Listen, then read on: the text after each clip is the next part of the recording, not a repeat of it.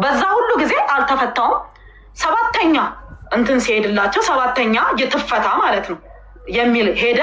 ምክንያቱም ብዙ ጊዜ የመፈቻ ወረቀት ሲሄድልኝ ማለት ነው እንግዲህ 6 ጊዜ ቀርቦልኝ አልተፈታውም። ምክንያቱም የሆነ ምን ጠብቀው ስልክ አለ ይላሉ ፖሊሶቹ ማለት ኮማንደሮቹ፣ የሆነ ከላይ የሚደውልልን ሰው አለ የእሱን ስልክ እየጠበቅን ነው ይላሉ።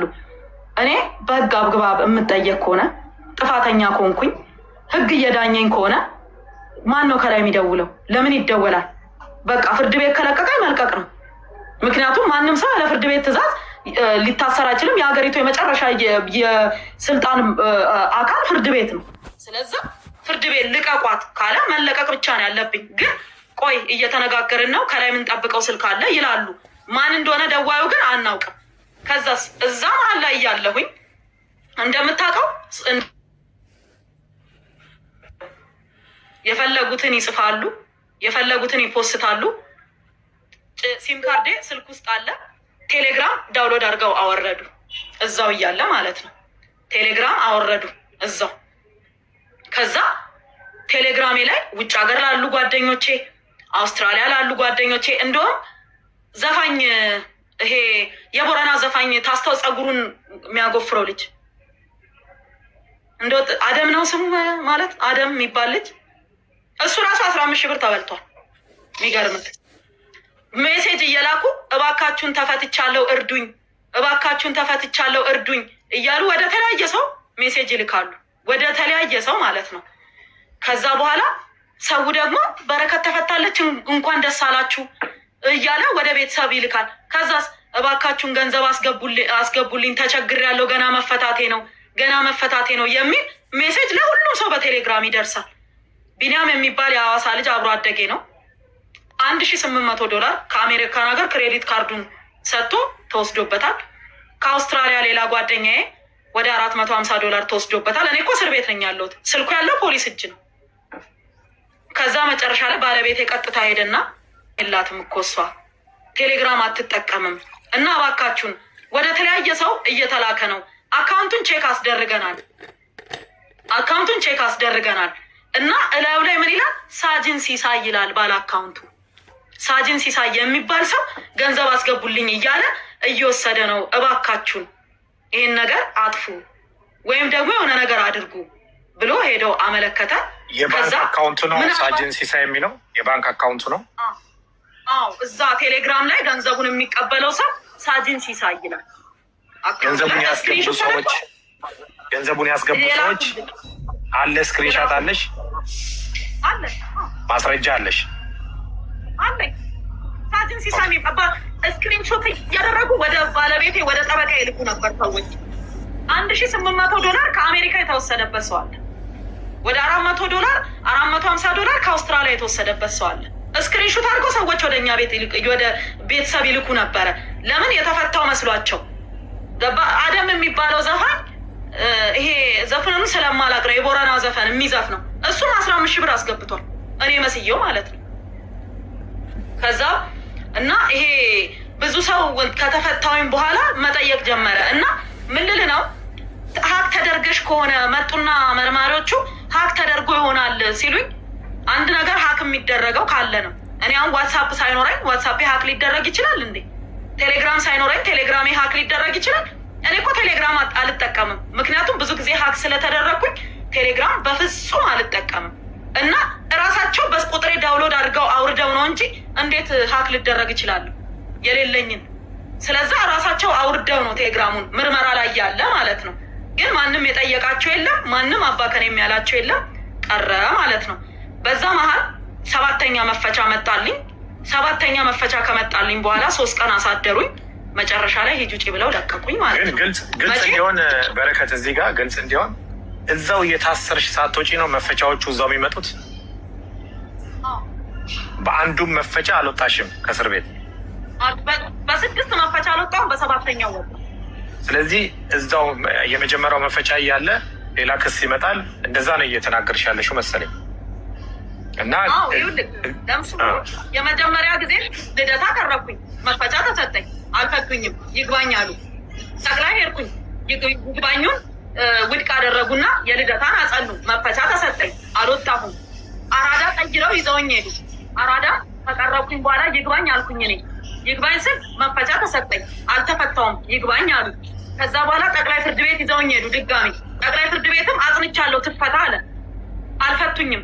ከዛ ቀጥሎ ደግሞ እንትን ሄድኩኝ ሰበር ሰሚ ችሎት። ሰበር ሰሚ ችሎትም ለማሰር በቂ አይደለም ትፈታ አለ፣ አልፈቱኝም። የዛኔ በየጊዜው ይመጣል፣ ከዛ ይመጣል ማለት ነው። ከዛ እንደገና መደበኛ ችሎት 2 ወሰዱኝ።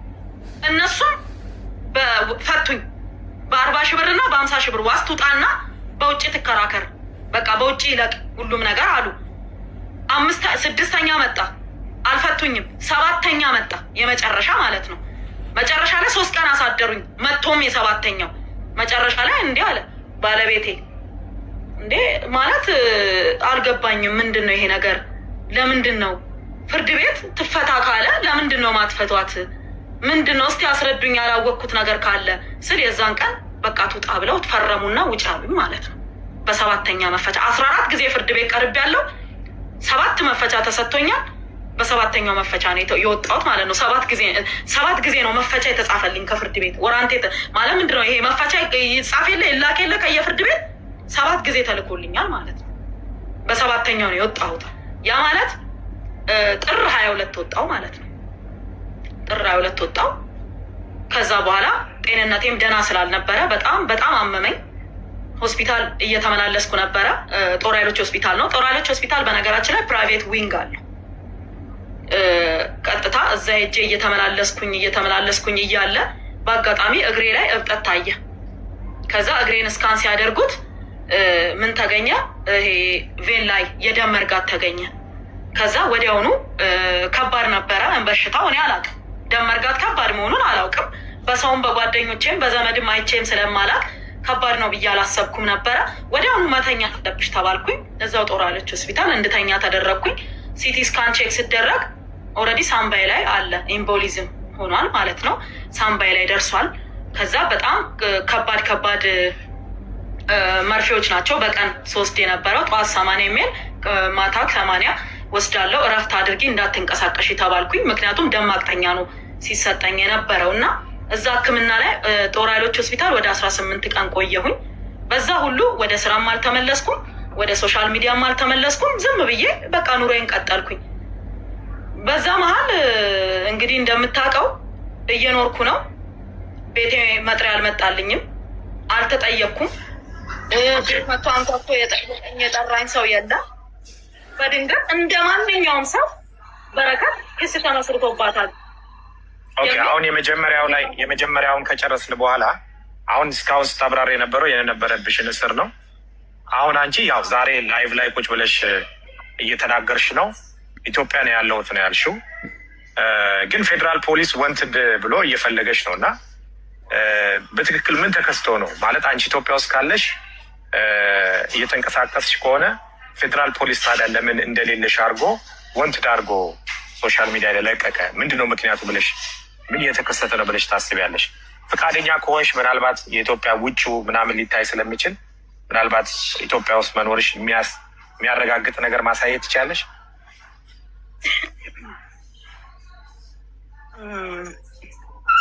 መስኮት ነው እንግዲህ። ኦኬ፣ ችግር የለም። መኝታ ቤት ውስጥ ያለሽ ይመስላል። ኦኬ፣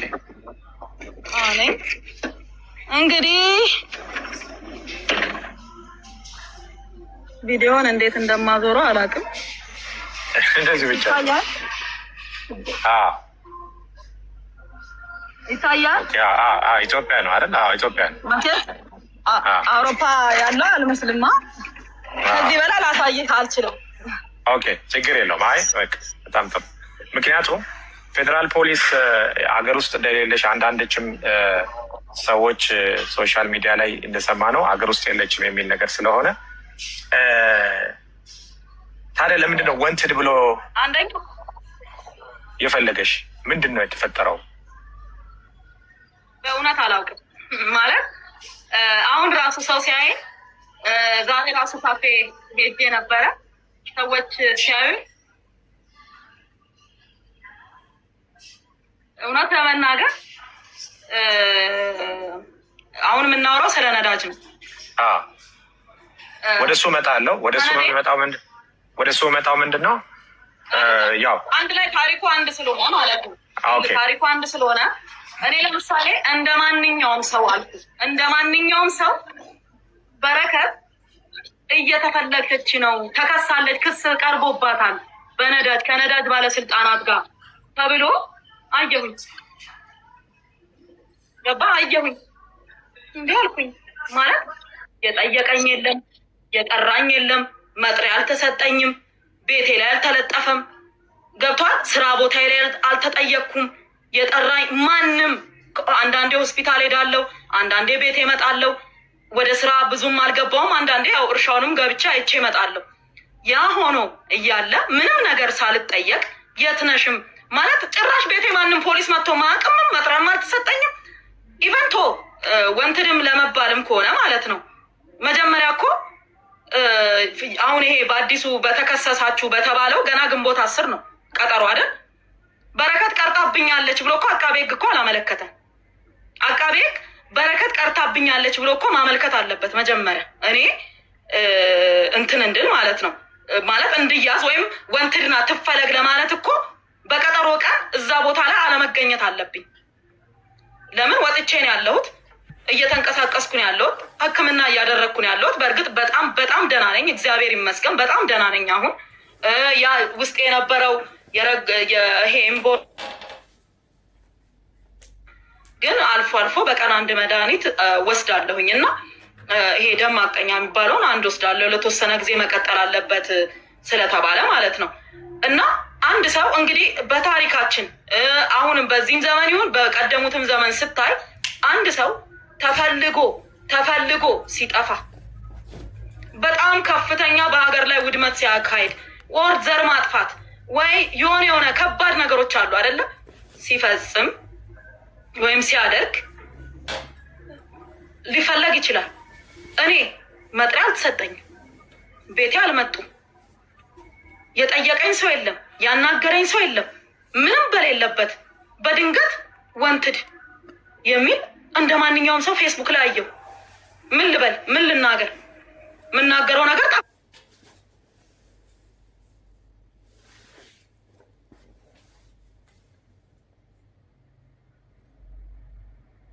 ጠፋኝ። አሁንስ ታዲያ ለምን አልመጡም? ቤት ለምን አልጠየቁኝም? ለምን መጥሪያ አላኩልኝም? አሁንስ ቢሆን መች መጡ? መች ጠየቁኝ? ማለት ምን እንደተፈለገ እኔ ልንገርህ። ብዙ አጀንዳ ያላቸው ሰዎች አሉ በየመስሪያ ቤቱ ገባክ? ብዙ አጀንዳ ያላቸው የየራሳቸው አጀንዳ ያላቸው ሊሆን ይችላል። ገባ? የሀብት ሊሆን ይችላል፣ የንብረት ሊሆን ይችላል። ብዙ አጀንዳ ያላቸው አካላት በየቦታው እንዳሉ ፊል አደርጋለሁ፣ ይገባኛል፣ ይሰማኛል። ነገር ግን ሳልፈለግ ምንም አይነት ነገር ሳያደርጉ ሳይጠይቁኝ መጥሪያ ሳይሰጡኝ በድንገት ወንትድ ቢያንስ እኮ ፍርድ ቤት ጋዜጣ ላይ ይታተም እኮ ብሎ ማዘዝ አለበት። እኔ ስጠፋ ማለት ነው፣ ጭራሽ ከጠፋው ካልተገኘው ማለት ነው ምን ማድረግ አለበት? መጥሪያም ተሰጥቶኝ ካልቀረብኩኝ ተፈልጌም ካልመጣሁኝ ማለት ነው ምን ማድረግ አለባቸው? አዲስ ዘመን ተብሎ ማለት ነው ቤቴ በር ላይ ይለጠፋል፣ ቤቷ ነው ተብሎ ከታሰበ። ቀጥሎ ደግሞ ቢሮዬ ላይ ይለጠፋል መጥሪያው ማለት ነው። ፖሊስ ቤት ድረስ ይዞ መጥቶ ወይም ለቀበሌ ይሰጣል። አድራሻ ያለኝ ሰው ነኝ፣ ቤት ያለኝ ሰው ነኝ፣ ንብረት ያለኝ ሰው ነኝ። ምንም አይነት ነገር ሳልጠየቅ ሳልፈለግ መጥሪያ ሳይደርሰኝ በድንገት ወንትድ ምን ማለት ነው? ከጀርባ እነማን አሉ? እግዚአብሔር ይወቃቸው። ግን በዚሁ እንዳብራራልህ ከፈለግ የምጠይቀኝ ነገር ካለ አንድ ላይ አድርጌ ስለ ነዳጁ ላብራራ።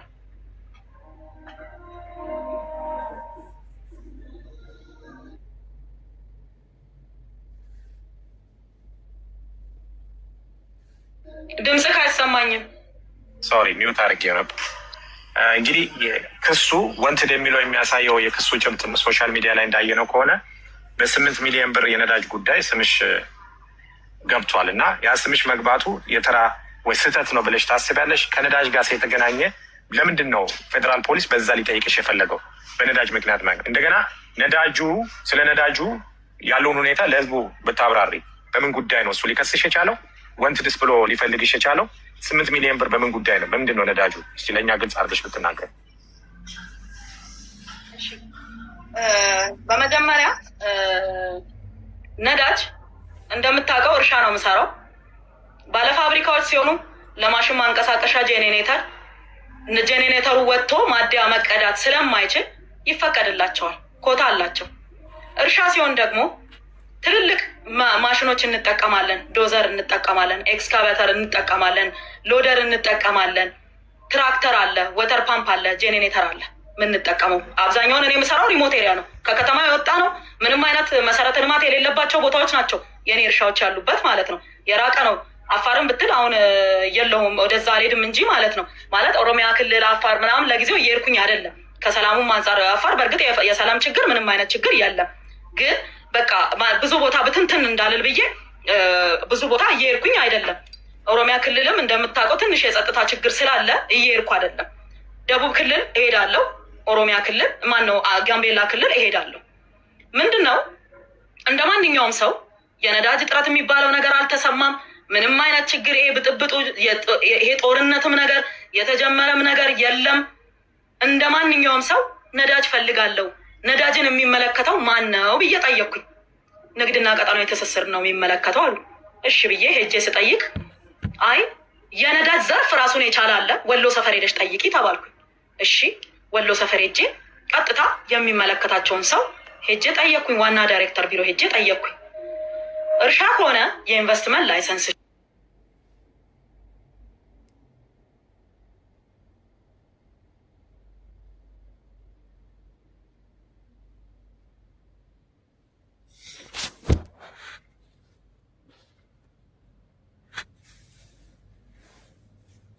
ታርሳለች፣ ይህን ያህል ትሰራለች ተብዬ ታረስ። ምክንያቱም ለማብራራት ያክል ሰው አንደርስታንድ እንዲያደርግ አንድ ዶዘር በሰዓት 40 ሊትር ነው የሚጠጣው ናፍጣ። በቀን 10 ሰዓት ይሰራል። ያ ማለት አንድ ዶዘር በቀን 400 ሊትር ይፈልጋል። ድፍን 400 ሊትር ናፍጣ ይጠጣል። ኤክስካቫተር በሰዓት 40 ሊትር ነው። ያ ማለት ስታባዛው 400 ሊትር በቀን ይጠጣል አንድ ኤክስካቫተር። ሎደር እስከ 25 ሊትር በሰዓት ይጠጣል። በሰዓት ነው የምነግርህ። በቀን 10 ሰዓት ይሰራል። ያ ማለት 250 ሊትር በቀን ይፈልጋል።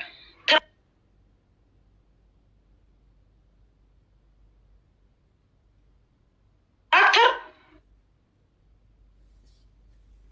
ወተር ፓምፕ ትልልቆቹ ማለት ነው ፐርሰከንድ 75 ሊትር ፐርሰከንድ 100 ሊትር ውሃ የሚያመነጩ ወተር ፓምፖች አሉ። እነዛ ወተር ፓምፖች አንዴ ነዳጅ ሲጨመርላቸው 350 400 ሊትር ይጨመርላቸዋል።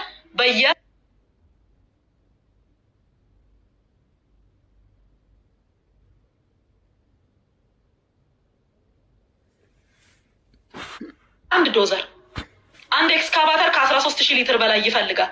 ያ ማለት 26000 ሊትር ነው አንድ ዶዘር አንድ ማሽን። እያንዳንዱን ስትደምረው ማለት ነው በጣም ብዙ ሺህ ሊትር ነው የምንጠቀም። ምክንያቱም ሄቪ ዲዩቲ ነው በጠቅላላ ማለት ነው። ስለ ማሽን የሚያውቅ ሰው ስራ ላይ ያለ ሰው ያውቃል። ጄኔሬተር እነዚህ ትልልቅ ፋብሪካ የሚያንቀሳቅሱ ጄኔሬተሮች ምን ያህል ናፍጣ እንደሚጠቀሙ የሚታወቅ ነው። ከዛስ እያንዳንዱን ማሽን ዘርዝሬ የግብርና ሚኒስቴር የተጻፈልኝን ድጋፍ ይዤ ቀጥታ ወሎ ሰፈር ሄጄ አመለከትኩኝ። የት ዋና ዳይሬክተሩ ጋር ሳመለክት አይ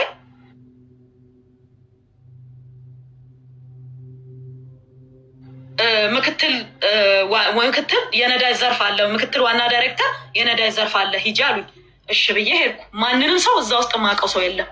ሄጄ ማመልከቻ ጽፌ ሰነዴን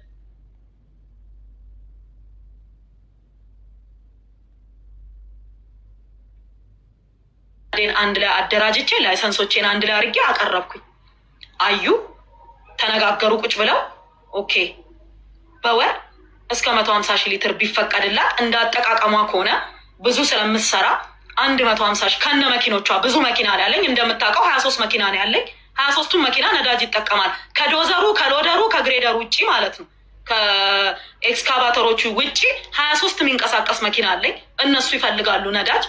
ስለዛ ይሄ ነገር ይፈቀድላት ተባለና ተፈቀደልኝና ከየት ነው የምትገዢ ሲል ከኖክ ተባለ። ሄጄ ለኖክ ደብዳቤውን ሰጠው። ኖኮች ከኔ ጋር ውል ተፈራረሙ ማለት ነው።